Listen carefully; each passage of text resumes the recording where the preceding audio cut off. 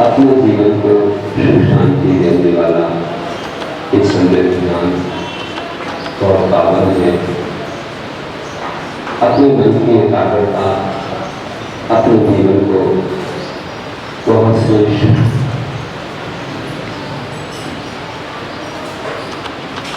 और अध्यात्म की ऊंचाइयों तक पहुंचाती है। इसलिए आज ध्यान के बारे में बहुत लोग चिंतन करते हैं, बहुत लोग साधना करते हैं और वास्तव में बिल्कुल तुरंत ही इसका लाभ उन्हें अनुभव में आता है। क्योंकि मन अगर बाहर भटकता है तो आकुलता व्याकुलता निश्चित ही है। ज़्यादा इच्छाएं, ज़्यादा संबंध, ज़्यादा संपर्क हमको निश्चित रूप से अशांत करता है, निश्चित रूप से हमको अशांत बनाते हैं।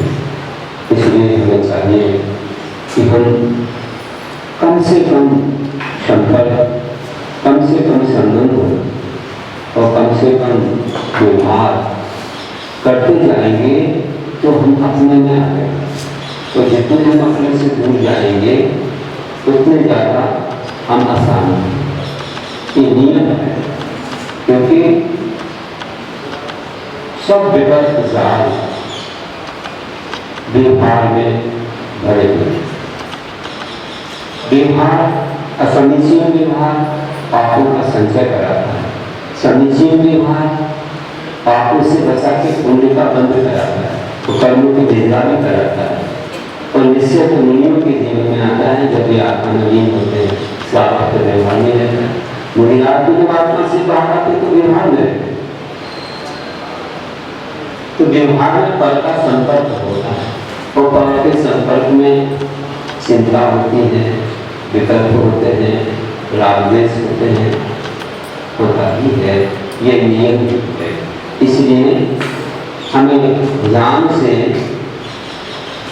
सब तरफ से मन को हटा करके इस निवृत्ति आत्मिक धर्म ज्ञान में अपूर्व एक शांति और सुख का अनुभव होता है। क्योंकि जैसे आप मोबाइल में देखते हैं, मोबाइल एक चीज़ है, हम तो कभी सुनते नहीं हैं, हम आप लोगों से जानते हैं, कहते हैं कि जितना नेटवर्क तगड़ा होता है उतनी घंटियाँ आती हैं, उसमें वाइब्रेशन होता है। जितना संबंध जुड़ा हुआ होगा तो घंटी आएगी। आप आवाज़ बंद कर दोगे तो वाइब्रेशन तो होगा, कटेगा, थोड़ा कटेगा। किसी को बोलने की इच्छा हो और उसे बोलना नहीं दिया जाए तो हाथ पैर तो फड़फड़ाएगा। तो कैसा ही होता है जीवन। कहने का अर्थ है कि मोबाइल में जैसे सिस्टम है, वैसे ही अपनी आत्मा में जितने ज़्यादा संबंध होंगे पदार्थों से उतना ज़्यादा मन में विकल्प आए, उतने ज़्यादा हमारे लिए चिंताएं होंगी। इसलिए लोग क्या करते हैं कि ज्यादा संबंध नहीं करते, कोई जिसका सेंध किया है उससे ही बात होगी, अब दूसरों से बात नहीं होगी, है ना। धीरे धीरे कि नहीं कोई नंबर ही नहीं लेंगे, माँ हम जिसको करना चाहें करेंगे, ऐसा लोग रखते हैं। और कोई कोई बिल्कुल बंद ही रखते हैं, जब करना तब करेंगे।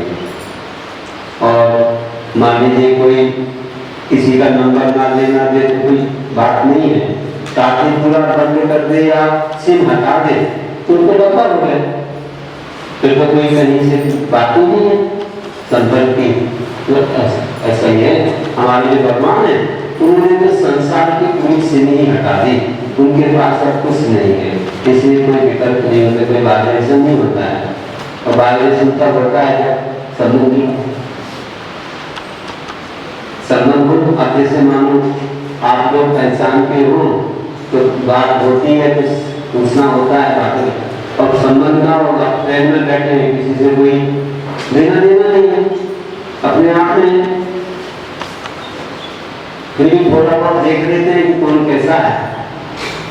तो जब अकेले हो तो भी बात नहीं है, और जंगल में हो तो कोई पदार्थ ही नहीं दिखेगा, तो आप और हमने नासा दृष्टि कर ली तो फिर तो और भी कुछ नहीं। तो जितना जितना हम संपर्क खोलते हैं उतने अपने में आते हैं, और जितने ज्यादा हम संपर्क बढ़ाते हैं अपने से बाहर चले जाते। किसी ने भजन लिखा ना, हमको कबहू निजे घर आए, हमको कबहू निजे घर आए, पर घर फिरत बहुत दिन बीते, पर घर फिरत बहुत दिन बीते, नाम अनेक धराए, हमको कबहू निजे घर निजर कहाँ, निजर का आत्मा में, पर घर फिरत बहुत दिन बीते, अनंतों जन्म बीत गए, हम आत्मा से बाहर आए, अनंतों जन्म बीत गए, अनेक नाम भी रखा है, लेकिन हम तो कबूल नहीं कर रहे। निज घर में आना यही है, ध्यान करो, सबको भूल जाओ, अपने आप में रम जाओ, शांति मिलेगी। इसलिए एकांत में ध्यान करने को बोला, यहाँ कुछ बर्बाद ना, ब्रह्म से काल भाव की चर्चा हमने की। अब हम और आगे बढ़ते हैं कि मन को एकाग्र करने के लिए हमें और क्या क्या ध्यान करना पड़ेगा, किस तरह से मन को शांत करना पड़ेगा। तो हमारे आचार्यों ने हमें ध्यान करने की प्रक्रिया सिखाई, हमको एकाग्र होने का एक अच्छा उपाय बताया कि हम कैसे एकाग्र हो सकते हैं। तो हम आपके सामने कहते हैं कि जैसे एक पेपर आपने रखा है, कहीं पर पेपर रखा है, लेकिन वह पेपर कितने भी धूप हो तो जलता नहीं, कितने भी धूप हो तो भी नहीं जलता। लेकिन अगर लेंस के द्वारा, दूरबीन के द्वारा किरणों को कन्वर्ट करके इकट्ठा करके पॉइंट पर छोड़ा जाए तो थोड़ी देर में जल जाता है। विचार करो, ये उदाहरण अपनी आत्मा से लगाओ। हम इतना ध्यान करते हैं, फिर भी हमारा कर्म की पेपर नहीं करते, क्या कारण? तो भगवान ने एक अंतर रूप में जला दिया, तो हमारा नहीं लगता कर्म की पेपर, क्योंकि जैसे सूर्य की किरणें हैं, ये सब तरफ फैल रही है, सब तरफ फैल रही है, इसलिए उनका प्रभाव एक पॉइंट पर नहीं पड़ता। और बिजली किरणें अगर इकट्ठी करके हमने एक पॉइंट पर छोड़ी तो पेपर जल जाएगा। तो हमारे ध्यान रूपी जो किरणें हैं, जितने में है नहीं। एक सेकंड में यहाँ, एक में अमेरिका, एक में इंग्लैंड, एक में लगने कहाँ कैसे कैसे जो संपर्क आपसे हुए हैं, बैठे यहाँ हैं लेकिन मन कहाँ। अब किसी का नहीं कह सकते कि आप यहाँ बैठे हो तो आपका मन यहीं पर है कि कहाँ है, कैसे थे लेकिन शरीर को दिख रहा है कि यहाँ है, लेकिन मन किसी का कहीं हो सकता है। देश विदेश, अपने रिश्तेदार, अपने संबंधी, खान पान, बाजार, दुकान, मकान, रुपया, पैसा, न जाने कौन सी लेन देन कहाँ भी हो सकता है। तो हमारा मन जब सब ओर बढ़ता है तो वह एक जगह एकाग्र नहीं रहता, आत्मा पर एकाग्र नहीं रहता, तो कम रूप की दिल पर नहीं रहता। और हम ध्यान करते हैं, पहले नंबर पर मैंने कहा था कि बिना प्रतिमाधारी बन के, बिना प्रतिमाधारी बने दूसरी प्रतिमा आए बिना सामायिक नहीं होती। गारंटी है, निश्चित है, सामायिक होती है, क्योंकि आचार्यों ने बहुत सोच समझ के सब विधि रखी हुई है कि दूसरी प्रतिमा आती है, उसके पहले व्यक्ति 5 अनुरुद्ध लेता है। अनुरुद्ध लेने से वह 5 पाप का जो परिमाण बनाता है, सीमा निश्चित करता है कि इसके बाहर में पाप नहीं करूंगा, इससे ज्यादा मैं कोई पाप नहीं करूंगा। उस वजह से उसका मन उतना ज्यादा अन्य जगह से हट करके सीमा में आ जाता है। और सीमा में आने से, और देख लो कि 5 अनुरोधों से सीमा में आ गया कि मैं 10 जीवों की हिंसा नहीं करूंगा, एक व्यक्ति की भी मैं अनावश्यक हिंसा नहीं करूंगा, अनादर नहीं करूंगा, ऐसा कोई वचन नहीं बोलूंगा किसी की हिंसा हो जाए, ऐसी कोई भी क्रिया नहीं करूंगा, कोई की वस्तु नहीं लूंगा बिना पूछे कि किसी की हिंसा हो, मैं उसी नहीं करूंगा, मैं सुधार संतोष या एक प्रतिव्रत रख करके मैं चलूंगा, मैं प्रतिग्रह में इतने से ज्यादा नहीं बढ़ाऊंगा। अब उसकी सीमा इतना ही नहीं, अभी उसको देशावकाश प्रति लेना, दिग्गज भी लेना, शिक्षा पर लेना, उसको देशावकाश कहता है। सामायिक का नंबर बाद में आएगा, देशावकाश से कम हुआ, सामायिकम को 2 बार हुआ, भैया शिक्षा 47 शिक्षा। तो देशावकाश प्रति क्या होता है, दिग्गज में तो 10 दिशाओं की सीमा बांधी कि इससे आगे मैं नहीं जाऊंगा, तो उससे तुम्हारा मन हट गया। अब उसके आगे तुम्हारा मन नहीं भटकेगा, क्योंकि तुम्हारा संबंध नहीं, तुमने सब मोहजात छोड़ दिया, जाना आना संपर्क सब छोड़ दिया। ये नहीं कि तुम जाओ नहीं, मोबाइल फोन से करते रहो, उसका निषेध है। वहां पर निषेध किया है कि शब्द आदि करने से भी अतिचार लगता है, इसलिए दुर्गल से शब्द आदि अतिचार ना है, ना आपको वहाँ कोई पत्र देना है, ना फोन करना है, ना कागज दिखाना है, आगे सब वहाँ अतिचार होना है। तो अब कोई संबंध नहीं आपका वहाँ, तो बोलता हूँ मैं। और देशावकाश व्रत में और कम सीमा और कम समय के लिए, जैसे 4 महीने के लिए हमने बांध दिया कि हम इस नगर से बाहर नहीं जाएंगे, और जीवन भर तो तुमने बांधा था कि देश के बाहर नहीं जाएंगे, इसको आवश्यकता नहीं है, लेकिन 4 महीने के लिए इस प्रदेश से या इस गांव से बाहर नहीं जाएंगे। जैसे मुनि लोग बांध लेते हैं, चातुर्मास करते हैं, इतनी सीमा बांधी कि 10-15 किलोमीटर से अधिक होता है, तो सर हो गया, बाधा आ गई, इस गांव तक हम जा सकते हैं, सड़क पे निकल रहा है, जाना नहीं पड़ता है। और कम सीमा बांधो और समय भी कम हो जाएगा। जैसे मैं 10 लक्षण में इस मोहल्ले से आगे नहीं जाऊंगा, अष्टांगिका में इस मोहल्ले में रहूंगा, मेरे उपवास के दिन इस मंदिर और घर से आगे नहीं जाऊंगा, और सीमा कम होगी और 1 दिन की सीमा होगी, कभी 10 की थी, कभी 4 की थी, अब कम होती जाएगी, समय भी कम होगा, इससे दिक्कत नहीं, कम समय पर और ऐसे ही सामायिक के समय में 1 घंटे तक इस जगह से बाहर नहीं जाना। और सीमा कम हो गई, जगह की सीमा कम हो गई, समय की तो कम नहीं, क्योंकि इतने से अब आप ज्यादा समय तक इतना नहीं रख सकते, और भी काम धाम रहेंगे। सामायिक के काल तक रख सकते हैं, क्योंकि सामायिक के काल में इतने स्थान से आगे नहीं जाना।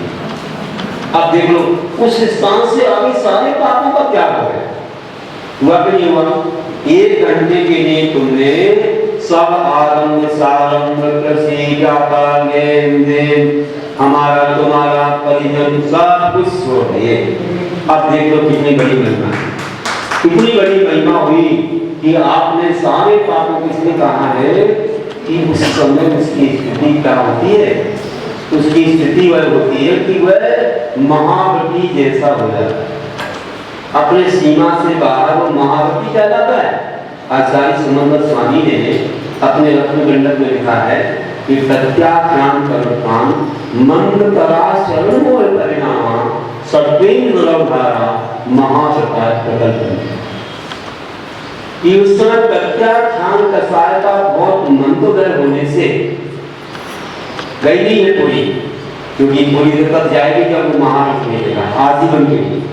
तो संजीवन का सहायता है कि प्रत्याख्यान सही है, लेकिन प्रत्याख्यान का सहायता इतना मंदोदर रह गया है कि उसने इतना त्याग कर दिया है और सामान्य के काल को पूरे पापों का त्याग कर दिया, इतने मंद परिणाम हो जाते हैं उसके, इतनी मंद दशा हो जाती है कि उसको महाव्रतों की परिकल्पना की जाती है। महाव्रत चार से कहे जाते हैं, वो इतने काल को महाव्रती है। चेरोप सृष्टि ग्रही तदा यति भाव। एक अच्छी बात कही है कि वह वस्त्र से ढके हुए मुनिराज के समान यति भाव को प्राप्त होता है।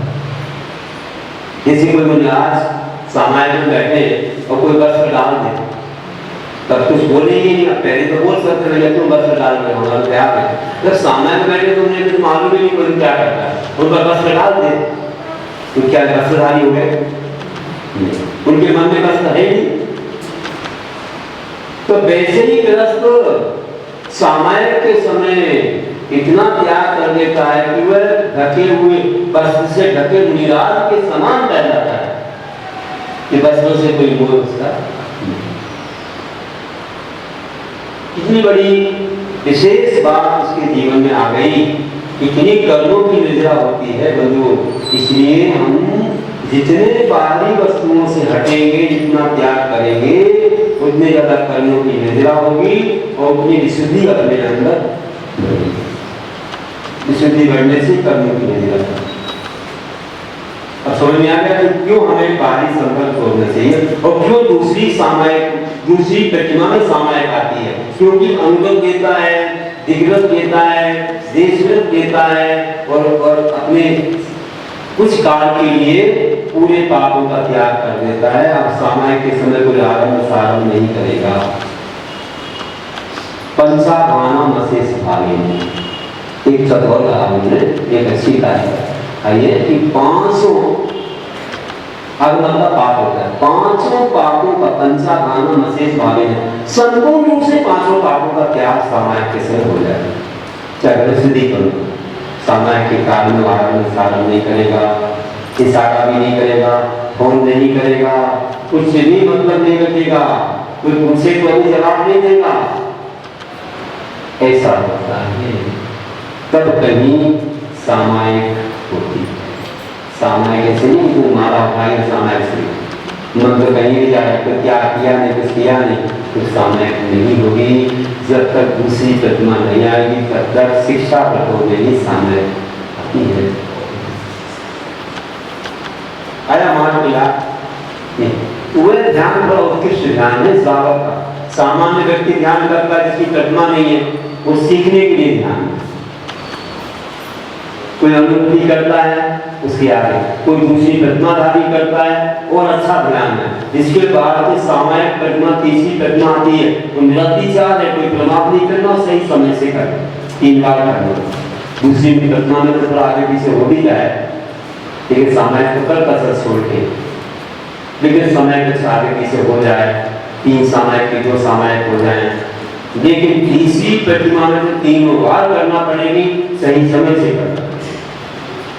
और मुनिलालों की सामायिक तो बहुत ऊपर है, क्योंकि उन्होंने तो आजीवन को महान दिए हैं, उनकी सिद्धि तो बहुत महान है, सब कलशों को सहते हैं, और वे सामायिक के काल में निश्चित रूप से शुद्ध उपयोग में चले जाते हैं, उनका उपयोग शुद्ध हो जाता है, शुद्ध उपयोग मुनियों को प्राप्त होता है। साधु आचार्य सुमंगल स्वामी आचार्य कुंद देव ने अपने ग्रंथों में लिखा है कि शुद्धोपयोगी कौन होता है?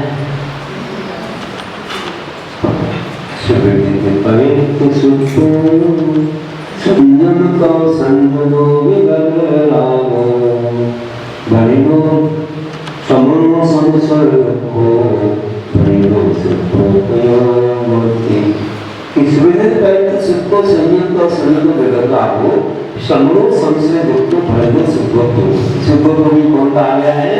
कि जिसने अच्छे ढंग से पदार्थ सूत्रों को जानकर वितरागी बना प्राप्त कर लिया है, जिस संयमी है, तपस्वी है, ऐसा वितरागी वह श्रमण सुख दुख में समता रखता है।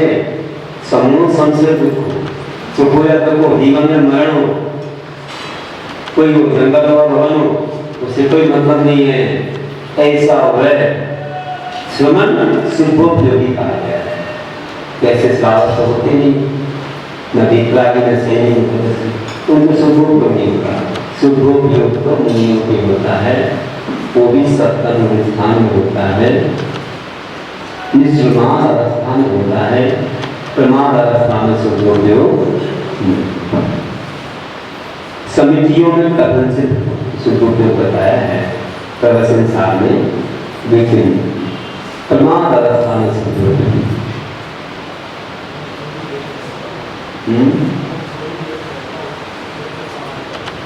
हाँ, उस समय समिति में भी हो जाता है।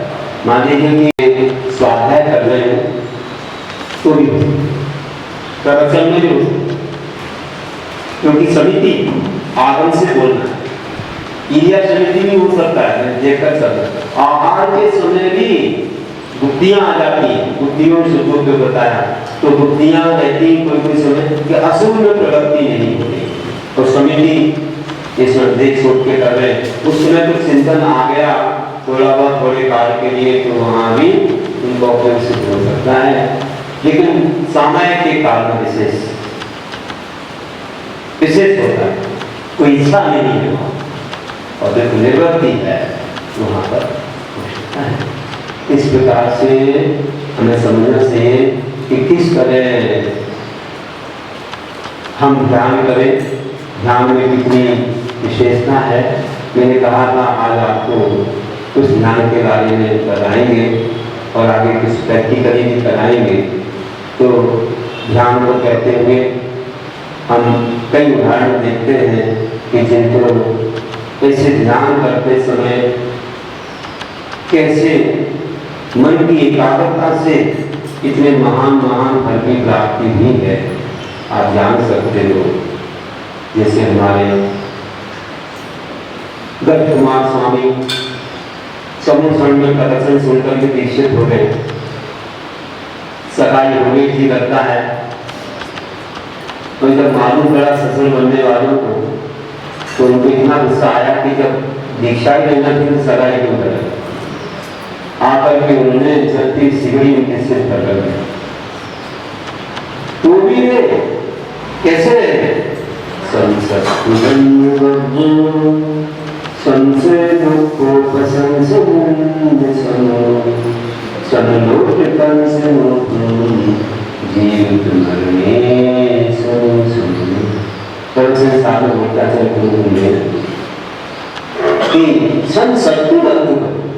शत्रु हो बंधु, संशय दुख को पसंद से नहीं, सुख हो दुख, प्रशंसा हो निंदा हो, समलोटन से कोई लोहा हो या पत्थर हो या सोना,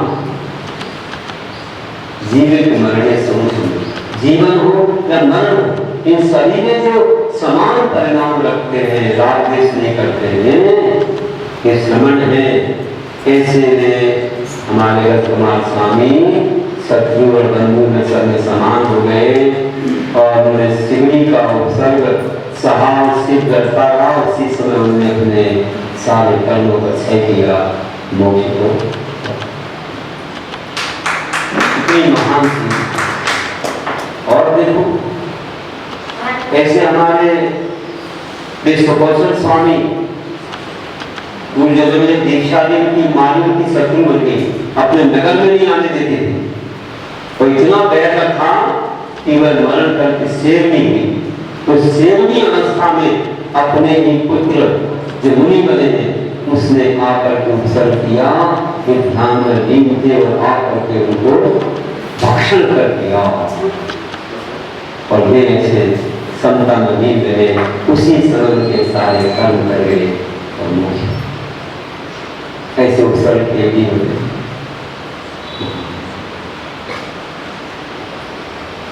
और भी आप जानते होंगे पंच पांडव के बारे में कि पंच पांडव जो कि लीन थे ध्यान में, शत्रुंजय आप जानते हो, वहां पर ध्यान में लीन थे और पूर्व अवस्था के शत्रुओं ने आकर के अब मौके का फायदा उठा लिया कि ये कहाँ जाएंगे, अब ना कोई ऐसे शास्त्र कुछ है, अब तो कर लो, बदला ले लो। और तबाही हुए ऐसे आवरण जैसे बना करके लोहे के उनके शरीर पर पहना, ऐसा शरीर जल रहा था और उनके अंदर आत्मा में समता ऐसी पड़ रही थी, ऐसा आनंद आ रहा था कि शरीर तो मेरा है नहीं, आत्मा अजर अमर विनाशी है। शरीर जल रहा है, आत्मा को कोई जला नहीं सकता, कुछ नहीं कर सकता। ऐसी आत्मा को नींद देंगे हम लोग। और उसी समय ऐसे नींद रहते हुए पंच पांडवों में से 3 पांडवों ने 8 कर्मों का नाश किया। अपनी ध्यान रूपी अग्नि से एकाग्रता से, कोई बात है डिस्टर्बेंस से हम एक जगह पर पेड़ों को छोड़ते हैं तो पेपर जब जाता है, वैसे उन्हें एकाग्र मन होकर सब तरफ से मन हटा करके उनको कुछ भी नहीं, जहाँ दे अग्नि नहीं कहाँ न हो, धन संपत्ति पर प्रकट है पर कि जहाँ देह अपनी नहीं है वहाँ कोई अपना हो सकता है? कोई परिजन हमारा नहीं, हमारा कोई भाई नहीं, हमारा कोई मित्र नहीं, कोई माता पिता नहीं, और फिर धन धन देखो तो बहुत दूर की बात है, छोड़ के आ गए। भाइयों में कोई संबंध नहीं, भाई का कोई नाता नहीं। तीनों ने ऐसी एकाग्रता से 8 कर्मों का क्षय करके मोक्ष पा लिया। लेकिन 2 पांडव रहेंगे, 2 पांडव नहीं जा पाए मोक्ष। बताइए, अर्जुन भीम चले गए लेकिन 2 भैया रह गए, नकुल सहदेव क्यों नहीं गए? बताओ क्यों नहीं जा पाए?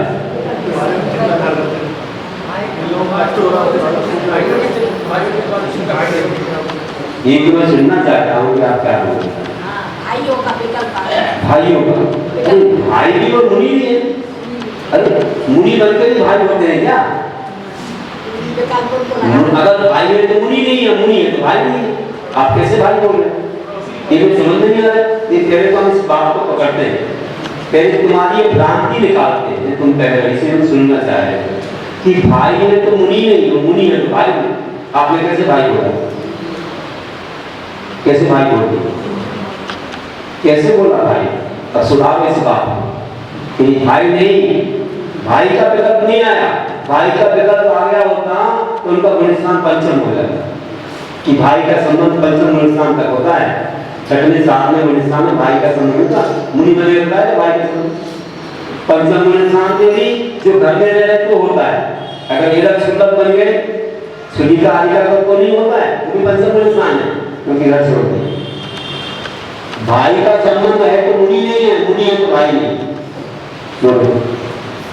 अगर वे भाई का संबंध रखते तो वे सर्वार्थ सिद्धि नहीं कर पाते, क्योंकि आप सोचो 16 में स्वर्ग से ऊपर मुनि नहीं जाते और 5 नंबर स्थान गृहस्थ का होगा, कैसे जाएंगे? कैसे सर्वार्थ सिद्धि जाएंगे? 9 ग्रह के ऊपर तो सम्यक दृष्टि ही जाते हैं, नित्या दृष्टि नहीं जाते हो। 9 ग्रह पर नित्या दृष्टि नहीं जाते। बताओ, भाई का संबंध नहीं था, क्या संबंध था बताओ? ये था कि उनको ये विकल्प आ गया कि हम तो सहले, मैं तो सहला हूं, मुझे अपने शरीर कोई चिंता नहीं, मेरे बाजू वाले महाराज जी का क्या हो रहा होगा? महाराज जी का गलत है, भाई का नहीं। महाराज जी का नाम कहिया लगता है और वो भी राग है, प्रशस्त राग है, और राग ही पुण्य बंध का कारण हो गया। भाइयों का राग तो असुर राग है, पाप बंध का कारण हो जाएगा। भाई का राग तो मोह है, और ये महाराज जी का राग है, ये पुण्य बंध का कारण है। महाराज जी का परमेश्वर से राग पुण्य बंध का कारण है, भाइयों से राग, संसार से राग पाप बंध का कारण है। तो पाप नहीं बना होगा, पुण्य बन गया, और पुण्य बनने से वे सर्वार्थ सिद्धि चलेंगे। आप पुण्य को भोगना तो पड़ेगा, कहां भोगेंगे? कितना पुण्य होगा, इतना पुण्य होगा कि जब उनकी संवेदना हो गई, उन्होंने कुछ नहीं किया, सहते रहे, शरीर छूट गया, तो सर्वार्थ सिद्धि। सर्वार्थ सिद्धि इस संसार का सबसे उत्कृष्ट सुख है। और वहां के जो देव होते हैं, ऐमेंद्र होते हैं, एक भवावतारी होते हैं, एक भव मोक्ष जाएंगे, फिर एक बार आएंगे, सत्यकाल मुनि बनेंगे और मोक्ष होगा। और द्वादशाम के ज्ञानी होते हैं, पूरा ज्ञान होगा, वहां देवियां नहीं होती। एक हाथ का शरीर, 33 सालों की आयु, मरण करके नियम से चौथे का जन्म में मुनि बन के मोक्ष हो जाएगा निश्चित। लेकिन मोक्ष नहीं जा पाए, 33 सालों के लिए लटके भटके संसार में फंस गए।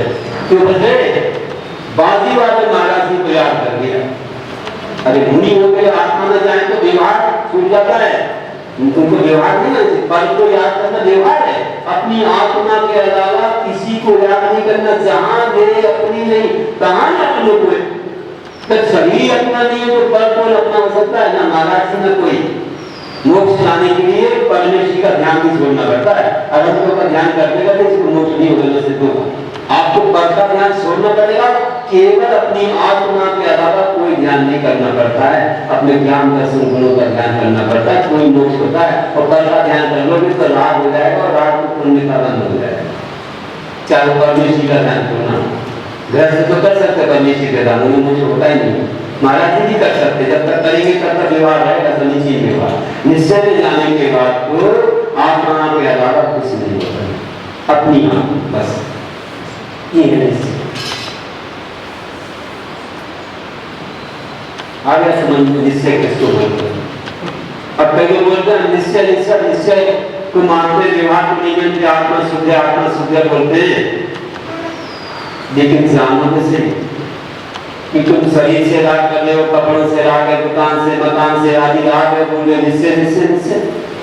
तो आचार्य कुंद देव ने समय साथ में लिखा है कि क्या लिखा है? निश्चय कब आता है, आत्मा का ध्यान कब होता है? तुमने लिखा है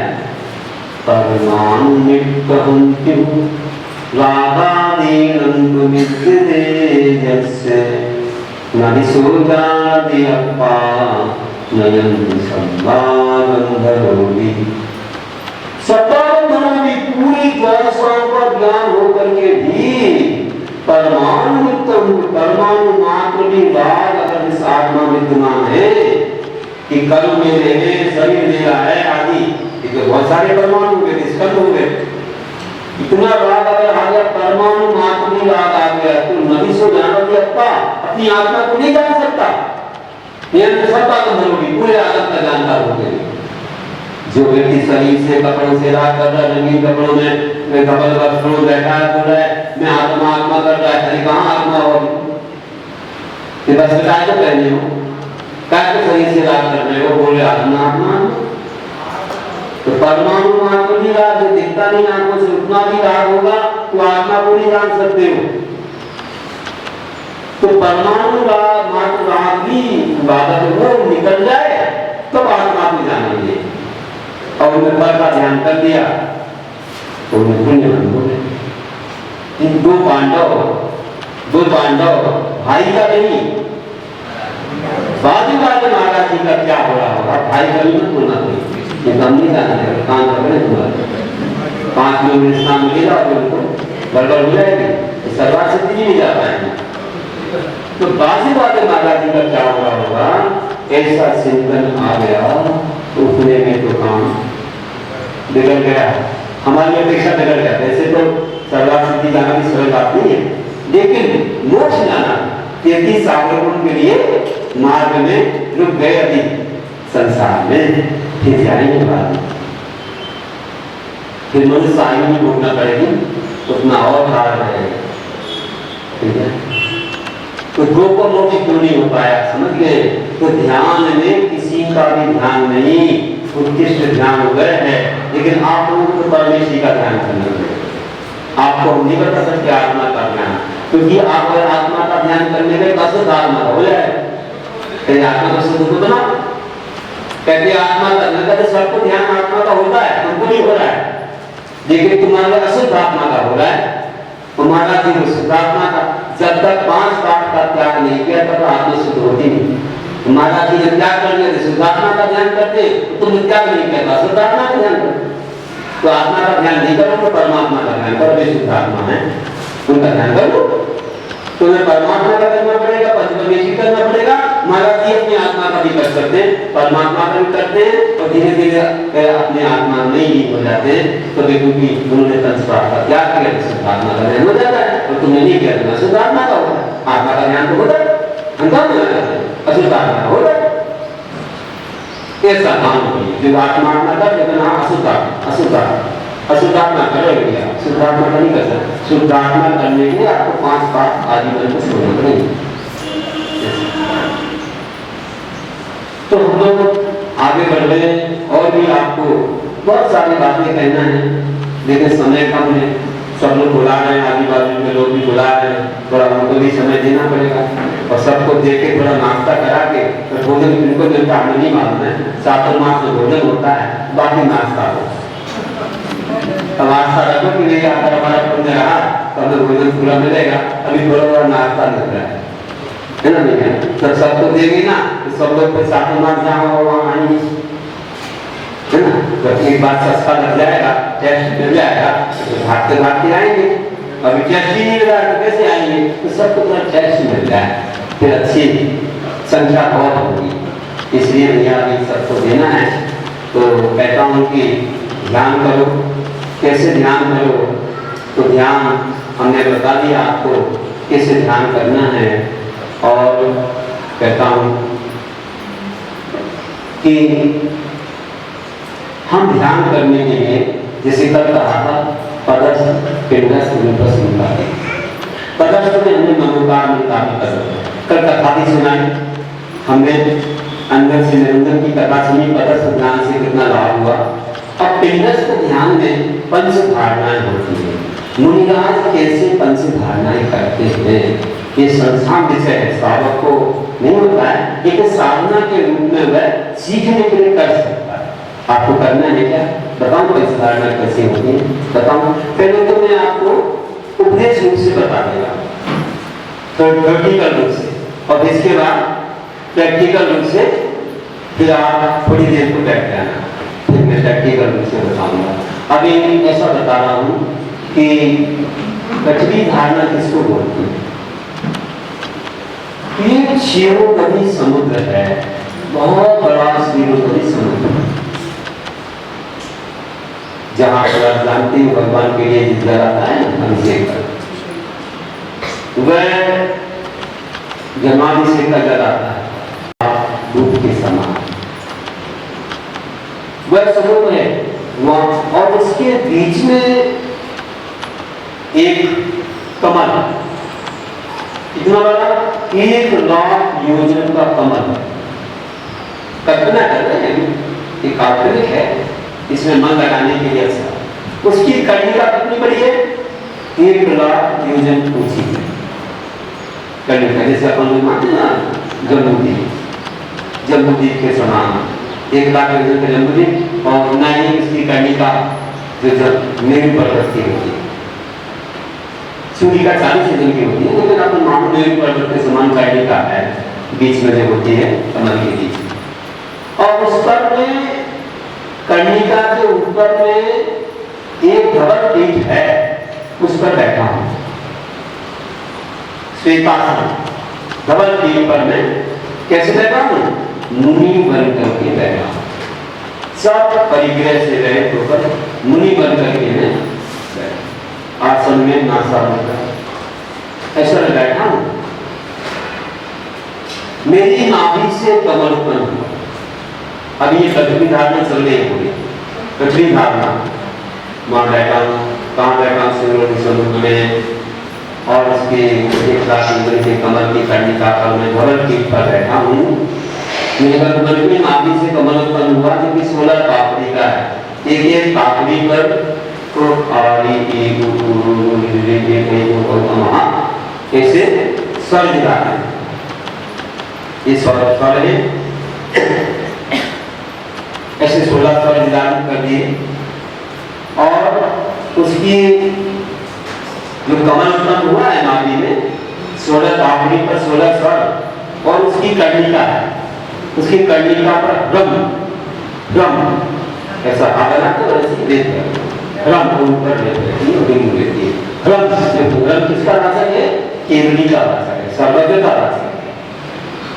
वह विराट हमारी नाभि में, वह विराट कमल 16 स्वर। अधोमुख एक कमल है हृदय में ऐसा, उसकी 8 पापड़ियां, 8 पापड़ियों पर ज्ञानावरणी, कृष्णावरणी, देवनी, मुनि, आयु, नाम, गोत्र, अंतराय कर्म विराट। 8 कर्म, नीचे 16 शर्त है, ये 8 कर्म। वहां कर्णिका पर धर्म, यहां भी कर्णिका है उसकी, उस पर धर्म है। दोनों धर्म आपस में मिल रहे हैं। उसमें जो रा आता है ना बीच में, वो रा अग्नि उत्पन्न का कारण माना गया है। रा से अग्नि उत्पन्न होती है। जब सर देखना होगी ना तो गड्ढे पैदा होता जाता है, वहां रा लिखते हैं, रा से अग्नि उत्पन्न होती है। दोनों रा आपस में मिल रहे हैं। जैसे दो बांस की लकड़ियां घिस जाएं तो अग्नि उत्पन्न हो जाती है, वैसे ही दोनों रा मिल रहे हैं। और उस समय चिंतन चल रहा है था कि मैं एक निश्चय से शुद्ध हूँ, ज्ञान दर्शन स्वरूपी हूँ, परमाणु मात्र मेरा कुछ भी नहीं है। अनमित को परिचित को दर्शन नाम नहीं मुस्लाऊंगी, न व्यक्ति न जिकिंचरे उन्नत परमाणु उत्पन्न कि मैं एक हूँ, निश्चय से शुद्ध हूँ, ज्ञान दर्शन स्वरूपी हूँ, और परमाणु मात्र मेरा कुछ भी नहीं है। ऐसा ध्यान किया और लीन हो गए, शुद्धोपयोग में गए, और शुक्ल ध्यान प्रारंभ हुआ। ध्यान की अग्नि प्रारंभ हुई दोनों राह से, और अग्नि उत्पन्न हुई और आत्मकर्म को उसने जलाया।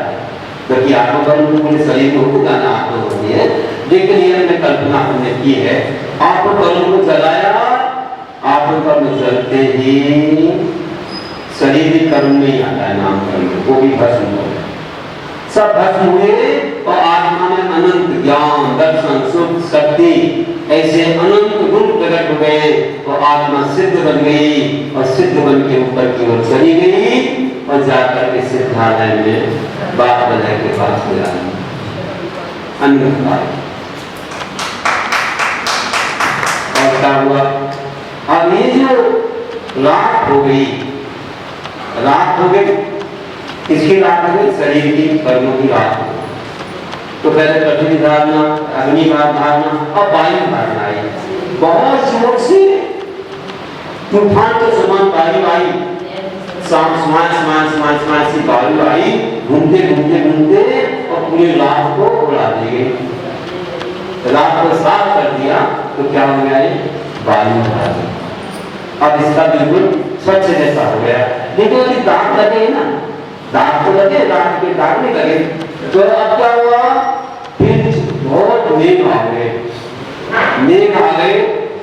और मेघों ने आकर के वर्षा शुरू कर दी, मूसलाधार वर्षा हुई, वर्षा हो रही है, स्तर खुल रहा है, पूरा स्थान मिलकर के साफ है।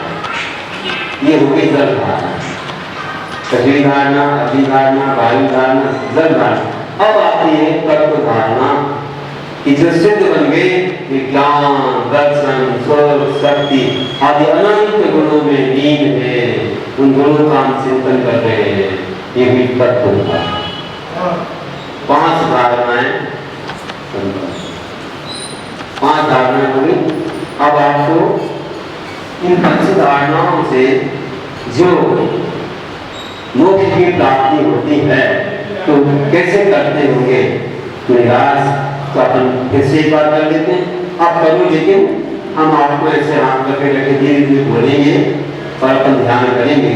सो आसन लगा जिनको आता हो, जैसे किसी को पद्मासन आता हो तो ये बायां पैर ऊपर, दायां ऐसे, और जीभ को सीधा करो और फिर मुख को सामने रखो और ये बायां हाथ नीचे रखो, दायां ऊपर रखो, ऐसे नाभि के पास ऐसे दोनों हाथ आए और मुख प्रसन्न हो, नासा दृष्टि हो, यहाँ वहाँ देखना नहीं है, बिल्कुल अच्छे एकाग्रता से नहीं होना है।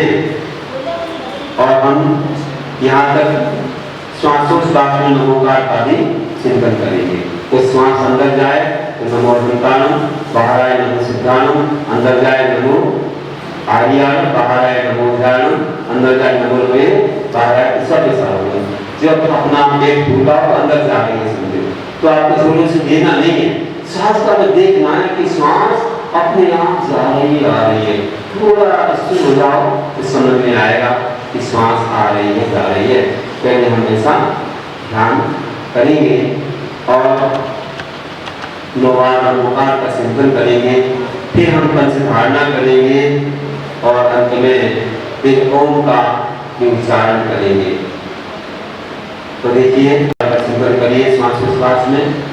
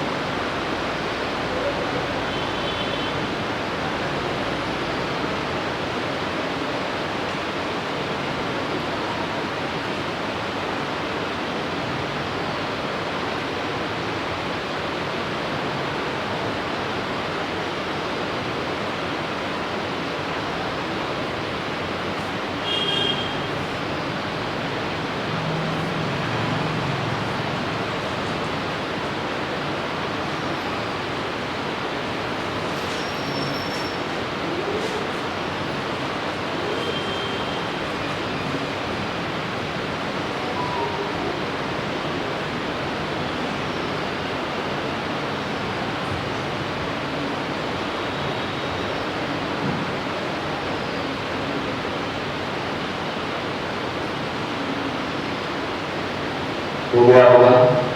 बीच में ही जब एकाग्रता आती है, 4 वादियाँ पर जिनके कट जाते हैं, उन्हें केवल ज्ञान की प्राप्ति हो जाती है और उनकी ओंकार ध्वनि गंधमुखी में या समुद्र की वाणी फिरती है। ओंकार ध्वनि मुख से फिरती है तो ओंकार ध्वनि में प्रार्थना में समाया है, 500 परमेश्वर समाये हैं, मैंने बताया था। हम एक बार ओंकार ध्वनि करेंगे 3 बार। श्वास अंदर लेना पूरा कह जाता है, पेट में रखना कुंभक कह जाता है, बाहर छोड़ना रेचक कह जाता है। तो हम लेंगे बाहर की सांस थोड़ी सी, जैसे 12 मिनट की सांस लेकर के पेट में भर लेंगे और ओम के उच्चारण से बाहर छोड़ेंगे। तो ये प्राणायाम होगा पूरक, कुंभक, रेचक। बिल्कुल ध्यान से अच्छे प्रसन्न मुद्रा में थोड़ी श्वास अंदर भर गए।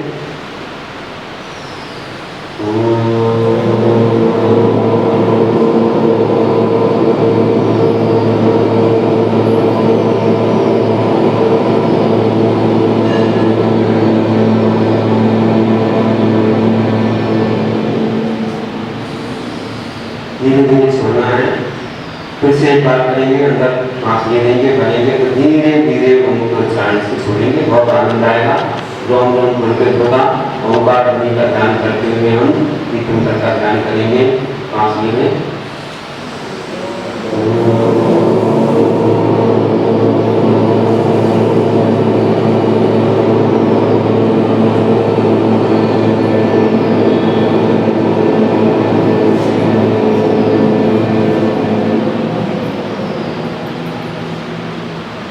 और एक बात करेंगे, अंदर श्वास लेंगे, करेंगे, फिर धीरे धीरे छोड़ेंगे।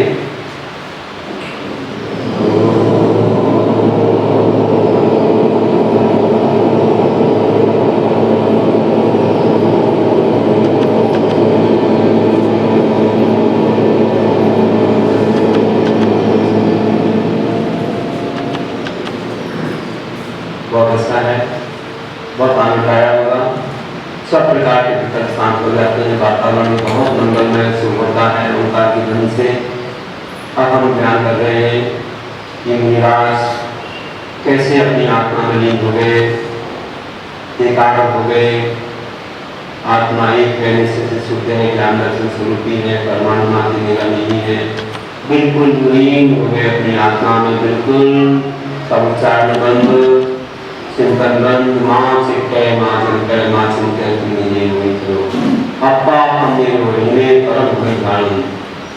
पीछे मत कर, कुछ भी बात भी मत कर और चिंतन भी मत कर। आत्मा आत्मा में नहीं हो जाना ही परम ज्ञान है। इसलिए चेष्टा भी बंद हो गई, कोई क्रिया नहीं, वचन भी बंद हो गए और चिंतन भी बंद हो गया। केवल मिला अपनी आत्मा का चिंतन चल रहा है। थोड़ा लीन हो जाए। आत्मा ज्ञान दर्शन स्वरूपी है, अरूपी है, शुद्ध है, निरंजन है, ऐसा हम ध्यान कर रहे हैं। बिल्कुल स्फटिक मणि के समान, कुछ भी आकार प्रकार कुछ भी नहीं।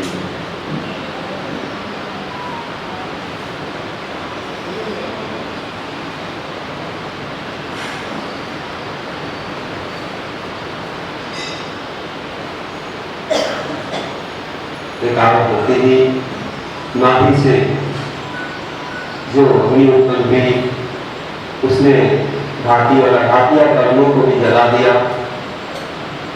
आत्मा मुक्त हो, शरीर कर्म सब भस्म हो गए, लाभ बन गए।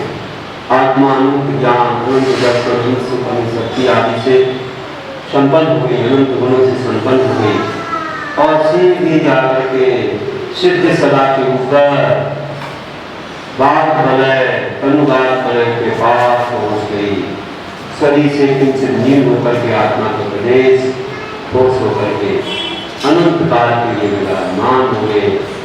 उनका कोई रूप रंग नहीं, अर्थ मरुवन बन मद्दत्तन चेतना वर्ण सत्तन जान निरंतर करना जीवन नेतृत्व शांत। उसका रस नहीं, रूप नहीं, गंध नहीं, कोई आकार प्रकार नहीं आदि में। तो ऐसी आत्मा बिल्कुल ज्ञान दर्शन स्वरूपी है। और यहाँ पर जोर से वायु आई और उस वायु ने तूफान जैसी वायु ने पूरी रात को उड़ा दिया। वायु धारणा हो, काले काले मेघ आ गए, घने घने मेघों ने वर्षा शुरू कर दी। पूरा स्थल भूल गया, स्वच्छ और सिद्धार्थ में आत्मा अनंत ज्ञान दर्शन सुख आदि अनंत गुणों से संपन्न है।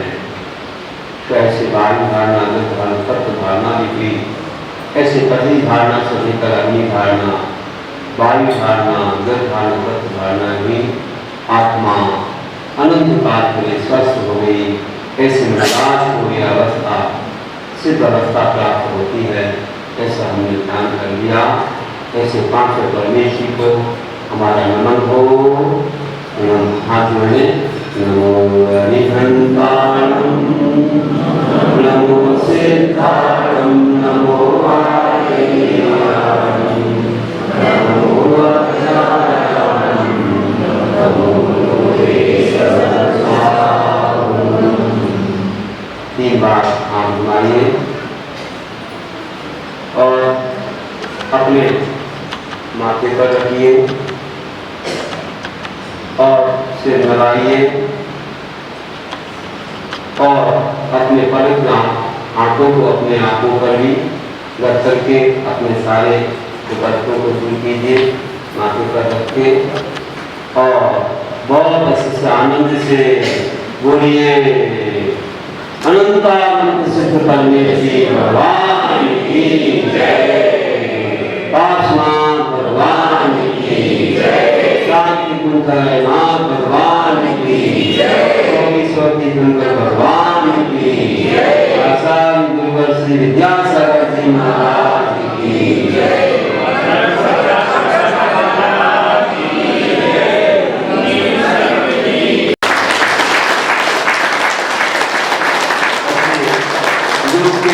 हमने चलाए हैं ओम योग में सब योग आ जाते हैं, करीब 14 योग, उनकी पुस्तक भी बनेगी, आपको मालूम पड़ेगी।